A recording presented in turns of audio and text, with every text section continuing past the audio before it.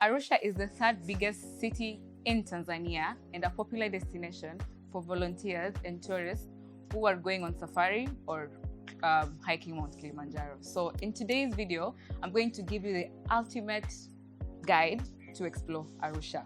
Since I was on a budget, I chose to use the road and I took a shuttle from Mwembe Tayari in Mombasa because I live in Mombasa that took me all the way to Taveta border. Another option would be to do a Minibus that goes directly to Arusha, which I wish I would have used as the first option, but since we used the first option, we can as well go along with that. So you take a bus at a shuttle at Mwembe Tayari, and the journey from Mwembe Tayari to Taveta took approximately 5 hours. And if you're using the bus, most probably you'll use Takmid, which leaves at 6 a.m. in the morning.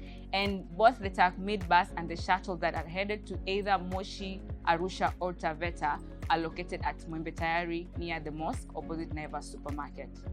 Along the way, before getting to the border, expect to have a pit stop for about 10 minutes in Voi and a police checkpoint at around Mwatate. So ensure that you have your identity documents in order.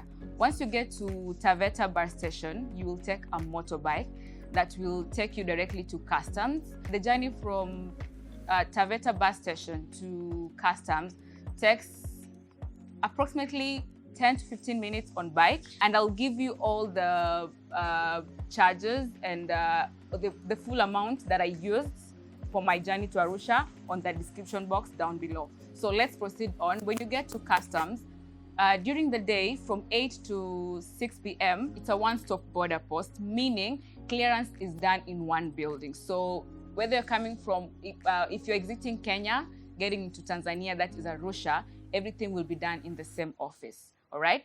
But after 6 p.m., clearance is done in different buildings. So if you're exiting Kenya, you'll go to a separate building, and if you're entering Tanzania, you'll go to another building. One other thing to note is that when you get a motorbike from the bus station at Taveta, when you get to customs, they will wait for you to do your clearance. And the important documents that you need for clearance is 1, your passport, all right? 2, you'll need your yellow fever certificate. So they do not actually, I made a point of asking, and they do not use the ID, which is used in some other borders. Clearance will take around 10 minutes, depending on the queue that is there. Once you're done, you'll go back outside, you'll exit using another gate, and you'll find the motorbike guys waiting for you on the other side, and you'll get back on the motorbike and proceed on your journey to Holili bus stop. So the border is Taveta for Kenyan side and Holili for the Tanzania side. On arrival at Holili bus station, the first thing that you're going to do is you're going to change money. There are a lot of money changes at Holili bus stop, and do not, as a word of caution, change money from the first people who approach you. The probability of them ripping you off is very high. I would advise you to first compose yourself, breathe in, breathe out, look around your environment, and take a moment to find out what is their exchange rate. At my time of travel, 22 Tanzanian shillings was equivalent to 1 Kenyan shilling, and about 2,305 Tanzanian shillings was equivalent to $1 US. So you can use that as a base before you start changing money. Once you're done with changing money, there are normally shuttles, or in Tanzania, they are commonly known as Dalala, the small public buses that ferry people from Holili to Moshi. Please note that there are no direct buses from Holili to Arusha. You first have to take a bus from Holili to Moshi, and then another bus from Moshi to Arusha. The journey from Holili to Arusha took 2 hours, and the journey from Moshi to Arusha took another 2.5 hours. The journey from Moshi to Arusha could be shorter.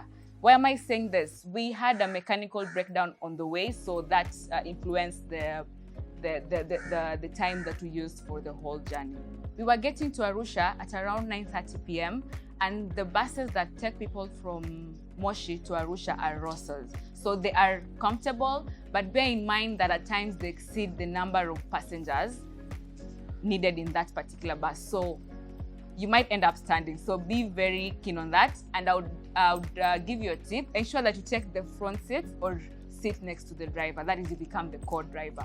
On arrival in Arusha, the bus parks at the central bus station, which is the biggest bus park in Arusha, commonly known as 10D.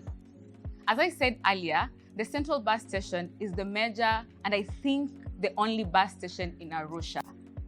So that is where that will be the final destination of your journey. Not unless you are alighting on the way, which you need to inquire with your accommodation prior to arrival in Arusha. Now that we know the journey from Mombasa to Arusha, how about I give you my take on the journey from Nairobi to Arusha, just a little bit about it. I know for sure that any trip that comes from Nairobi to Arusha goes through the Namanga border. There are normally 2 luxurious shuttles that take people from Nairobi to Arusha. One is the Riverside Shuttle and 2 is the Marangu Potato Shuttle, and they are located at Jivanji Gardens, and they do door-to-door pickup and drop. So that could be your option if you're doing the journey from Nairobi to Arusha. The journey from Nairobi to Arusha takes approximately 5 to 6 hours. And if you're flying from Nairobi to Arusha, you'll definitely land at Kilimanjaro International Airport. If you're coming to Arusha from overseas, I cannot for sure tell you whether there's a direct flight to Arusha, but you could always find that out. A tip, and here's a very, very good tip. If you're doing online booking for a flight from either Nairobi or anywhere in the world to Arusha, please note that the initials for Kilimanjaro International Airport is not KIA, it's JRO. So please take note of that. So, where to stay in Arusha? I personally stayed at Natron Palace Hotel, which I can highly, highly recommend. This is not an advert, guys. The hotel is located, first of all, centrally and directly opposite the bus station. They offer meals on both bed and breakfast, half board and full board, but I personally went for bed and breakfast because I'm in Arusha to explore. So basically, I would want to enjoy the local cuisine, plus I would be out exploring most of the time. So yes, Natron Palace Hotel was my accommodation. The staff are amazing, friendly, and very welcoming. I can vividly remember Pendo, the receptionist, Margaret, who was in charge of food and beverage, and lastly, Raphael. And even the security guard, he was very friendly. Other options of accommodation in Arusha, if you're on a budget, could be Rich Hotel, which is a stone throw away from Natron Palace Hotel. And if you're into staying in a hostel, I would highly, highly recommend Right-Minded Traveling Hostel.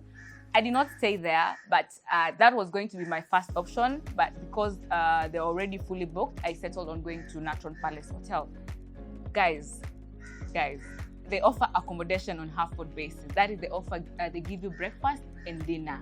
It's such a good amount. So I could highly also recommend Right-Minded Traveling Hostel. Or there's another one called Mambo Arusha Hostel. That is another one that I can highly recommend. And lastly, if you're looking for accommodation in Arusha, you can either use booking.com or Airbnb to help you find a place to stay. Things to do in Arusha. I would first give an account of the things that I did, and they'll also give you an extra, more like an addition of other things that you could do if you get to Arusha. So the first thing that I did when I got to Arusha was the walking tour, which was facilitated by Karibuni Walking Tours. I will be sharing another video of the whole tour and to give you more details about of these walking tours. So basically what happens in walking tours, if I can give you for you to have a rough idea, is you look for people or groups offering walking tours in these different destinations, and once they confirm availability, they take you for the walking tour, and you do not pay them, guys. What they ask of you is to offer them a tip. In the walking tour, I did a visit to Kilombero Market, which is the biggest market in Arusha. I went to the clock tower, which is slap bang in the middle of Arusha and is actually the meeting point of locals and all tourists. Part of the walking tour also included going to Via Via Cultural Cafe, which is extremely lit on Thursdays, guys. We also went on top of one of the buildings so as to have an aerial view of Arusha. And that was it for the walking tour. Other activities that I did in Arusha included visiting Shanga Foundation. I also went to Arusha Cultural Heritage. And yes, that is about it for activities. Most of these activities were free of charge, except when it is stated. Please take note that Shanga Foundation and Arusha Cultural Heritage are out of town, so you need to put that in your planning. Other activities that you can do in Arusha, which I did not do, include visiting the snake park, going to Arusha Cultural Museum, canoeing trip at Lake Diluti, visiting the nightclubs.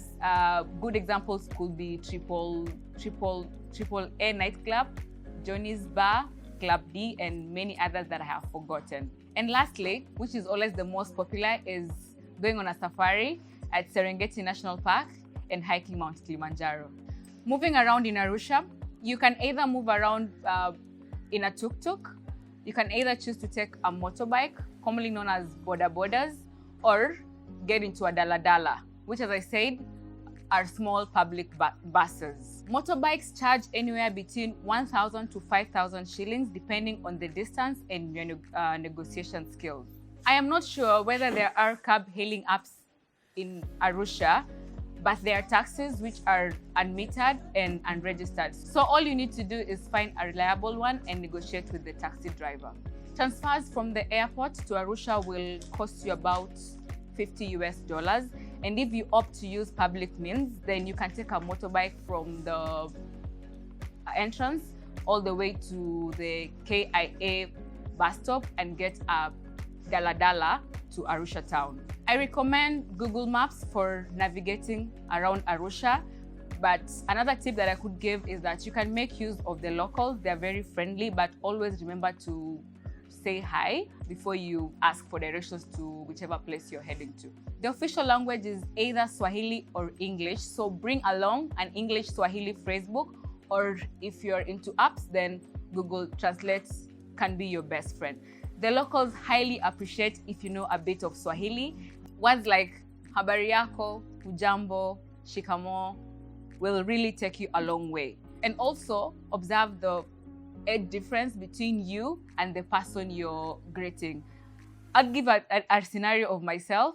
When I was in Masai Market, which, by the way, I forgot to mention, is one of the activities that you can get to do, I said hujambo to an elderly woman, and she corrected me and said that I need to give her shikamo because she's older than me. So put that in mind, the age difference. I used an Airtel SIM card, which I found from a vendor who was seated somewhere along the bus station. I mean, you can always find these vendors anywhere in Arusha, but they are mostly in crowded areas, cue the bus station or near the market. And you can also, again, walk into any convenience store and get yourself a SIM card. There are a couple of mobile providers in Arusha, and another one could be Vodacom or Tigo. So whichever you go for is as per your preference. Because for me, I was keenly looking at the bundles and I felt like Airtel would work best for me. A tip when it comes to the SIM cards, the vendors who, as I said, are normally seated in crowded areas because they're doing business, sell all types of SIM cards. If either you want Tigo, Vodacom or Airtel, just approach them and ask, and they'll advise you which is the best for the use that you want the SIM card for. And ensure that you have your passport, as they will need to take a picture of you. When it comes to dressing, Tanzania is a very conservative country, so please ensure that you dress modestly, because outfits that tend to be above the knee tend to to attract a lot of stares and steer a lot of conversation. And if you're going on safari, ensure that you put on clothes that are inconspicuous, clothes that tend to be neutral. Arusha has a couple of restaurants that serve different types of cuisines, but my personal favorite was always eating with the locals. For lunch, I would always ensure that I eat in a local restaurant, commonly known as Mama Ntilie in Kenya. And then for dinner, I would always hit the streets looking for street food. My personal favorite was eating at Kshs Barbecue, which is located at Market Street, near Market Street or Mosque Street. So when you say either of the streets, it's easy for the locals to help you identify where it is. And when you go there, for sure you should go there. Please ensure you ask for the platter, for the mixed platter, because let's take a moment. It is amazing. Kshs Barbecue have, hands down, the best tandoori chicken that I have ever eaten. You hear, guys? So when you get to Arusha, ensure you pass by Kshs Barbecue. And listen keenly. The barbecue spot is an auto garage during the day, and at night it's turned into a barbecue joint. So when you go there, please do not have expectations of finding this, amazing spot that has an amazing ambience. No, it's just a simple place for you to enjoy your meal. Remember, the most important thing is the meal. It will give you good memories. So ensure you pass by there. When it comes to beverages, that is water and alcohol, I cannot tell you for sure whether it's safe to take tap water, but I would advise you to take bottled water. And alcohol is very cheap in Arusha. Their local beers are Serengeti, Kilimanjaro, and Safari. And if you're into wine, I think they do have Dodoma wine. And as I said earlier in the video, I'm going to give you all the amounts and charges for this particular trip down in the description box below. As I said earlier, to get into Tanzania as a Kenyan citizen, you only require 2 documents, that is your passport and your fever certificate. And for other nationalities, I cannot tell for sure what documents are required, so ensure you find that out in advance, whether you require a visa to get into Arusha, Tanzania. Last but not least, tipping is not really expected in Arusha, Tanzania, but it will be greatly appreciated. So if you're into tipping, then go ahead, feel free and do it, because they really, really appreciate. So tribe, that's all about Arusha. In the videos that follow, I will share extra information about this other place that I stayed in Arusha, and also more information about Karibuni walking tours. Be sure to leave a comment, give this video a thumbs up, and remember to subscribe. And I hope you found the video helpful. Also, spread the love by sharing this video to other people who might be interested in exploring Arusha. Until then, let's keep exploring. Bye.